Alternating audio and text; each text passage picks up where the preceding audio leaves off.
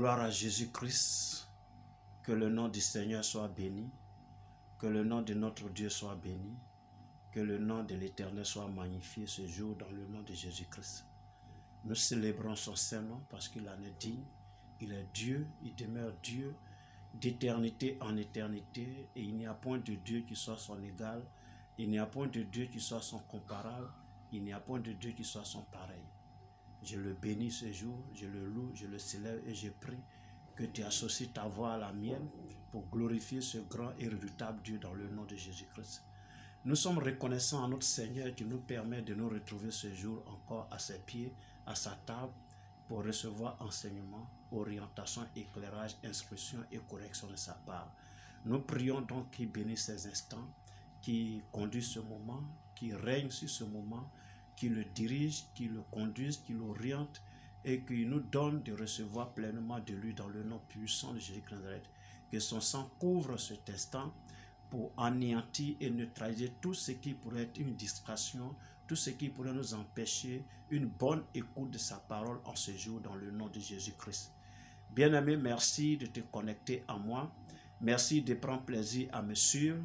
Merci pour tes encouragements, par tes vues, par tes likes, par tes commentaires. Merci Seigneur, merci pour tout, bien-aimé. Merci de partager ces vidéos et d'amener d'autres personnes à s'abonner. Et toi-même, abonne-toi si tu ne l'as pas encore fait et nous allons faire chemin ensemble dans le nom de Jésus-Christ. Dieu me donne de lire un passage ce jour dans le livre de Marc au chapitre 10. Marc chapitre 10. On va lire les versets 46 au verset 52. Ils arrivaient à Jéricho et lorsque Jésus en sortit avec ses disciples et une assez grande foule, le fils de Timée, Bartimée, mendiant aveugle, était assis au bout du chemin. Il entendit que c'était Jésus de Nazareth et il se mit à crier, « Fils de David, Jésus, aie pitié de moi. » Plusieurs le reprenaient pour le faire taire, mais il criait beaucoup plus fort, « Fils de David, aie pitié de moi. » Jésus s'arrêta et dit, « Appelez-le. » Ils appelaient l'aveugle en lui disant, « Prends courage, lève-toi, il t'appelle. » L'aveugle jeta son manteau et se levant d'un bond, vint vers Jésus. Jésus prenant la parole lui dit, « Que veux-tu que je te fasse? » Raboumi, lui répondit l'aveugle, « Que je recouvre la vue. » Et Jésus lui dit, « Va, ta foi t'a sauvé. » Alléluia. Je vais lire le verset 53.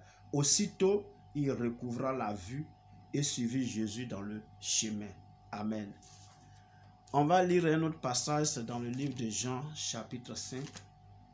L'évangile de Jean, au chapitre 5. Souffrez que je trouve ce chapitre.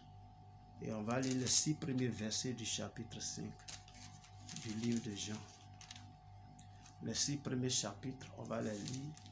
Et voici ce que la Bible nous dit.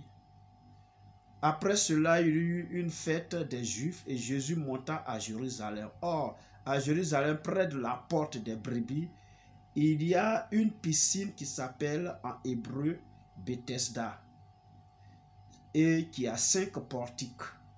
Sous ces portiques étaient couchés en grand nombre des malades, des aveugles, des boiteux, des paralytiques qui attendaient le mouvement de l'eau.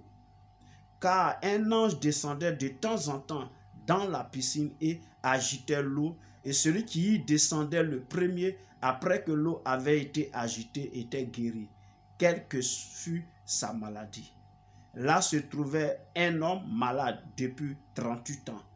Jésus, l'ayant vu coucher et sachant qu'il était malade depuis longtemps, lui dit, « Veux-tu être guéri? » Alléluia. Gloire à Jésus-Christ. Donc, dans ces 2 passages, il est question ici de 2 personnages. Alléluia, de 2 personnages. Dans le premier passage de Marc 10, il est question d'un aveugle, Bartimée, qui lui, il était mendiant à cause de sa cécité. Il était donc assis au bord de la route où il faisait la manche. Il mendiait, n'est-ce pas? Et là, Jésus passait par là. Et quand Jésus passe, au-delà de ses disciples, au-delà de ceux qui croient en lui, qui le suivent, il y a une foule nombreuse. Donc il a entendu que c'est Jésus qui passait. Et la Bible dit qu'il a crié, « Fils de David, Jésus, aie pitié de moi. » Les gens l'en empêchaient, mais il a crié encore plus fort. Et Jésus s'est arrêté, il dit, « Appelez-le moi. » Et quand ils l'ont appelé, Jésus va lui poser la question, « Que veux-tu que je fasse pour toi? » Alléluia.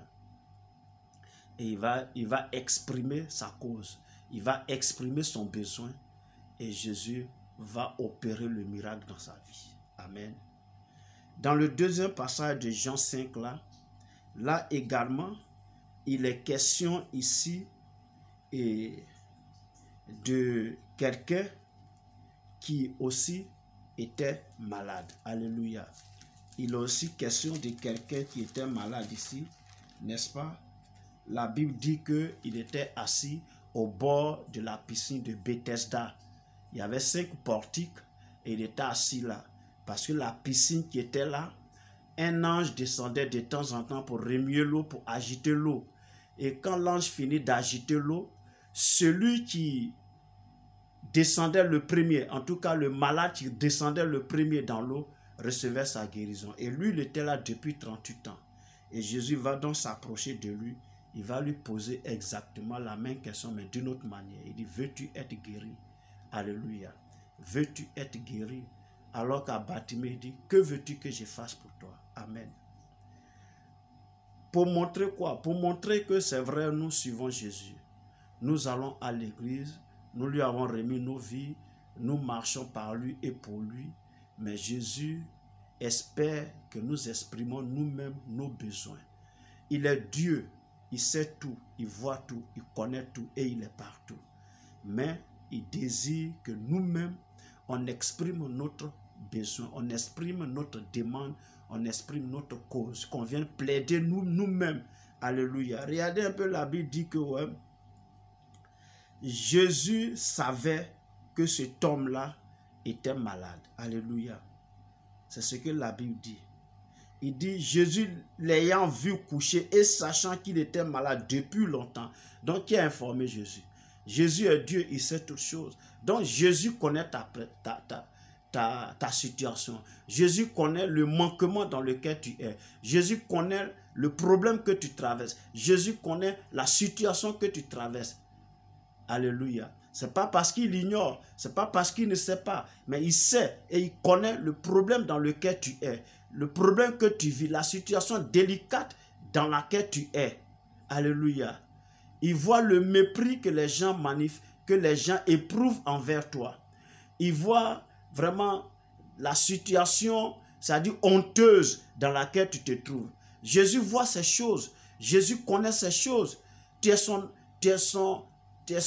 comment je vais dire ça, son disciple. Il est ton Seigneur.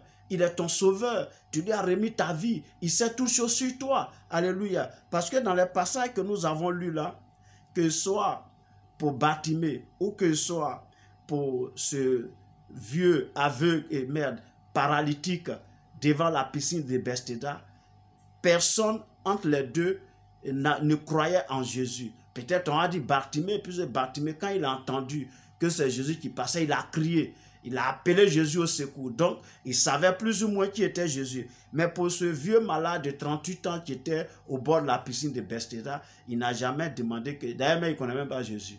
Jésus se présente devant lui. Il ne sait même pas c'est qui. Alléluia. Il ne sait même pas c'est qui. Parce qu'il ne le connaît pas. Lui, il espère que quelqu'un le soulève après que l'ange ait remué l'eau, agité l'eau pour qu'on le jette dans l'eau et que lui retrouve sa guérison.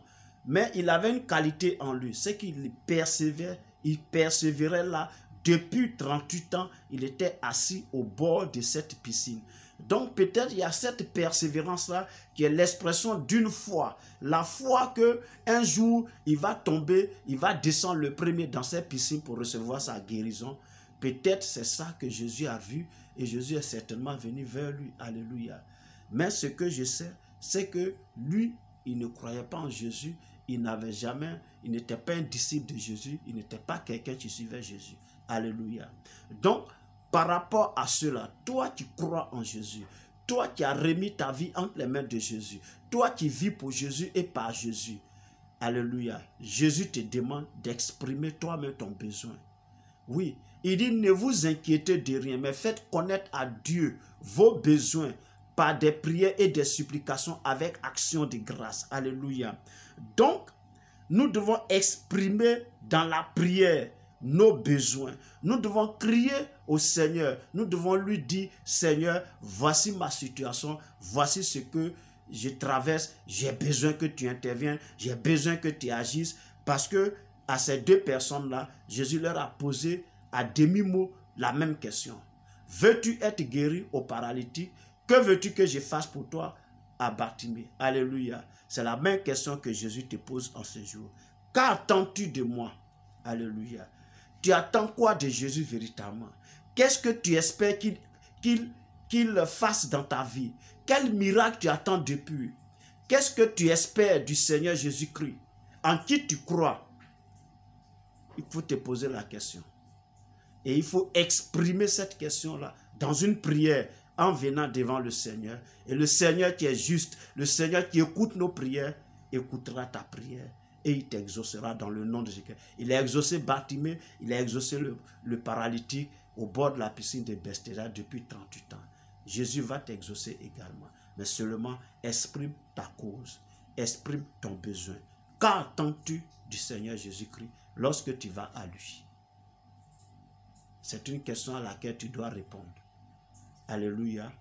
Lorsque tu suis cette vidéo, tu réponds à la question après et la réponse t'amène à une prière que tu adresses au Seigneur Jésus-Christ et lui, il va intervenir pour t'exaucer dans le nom de Jésus-Christ.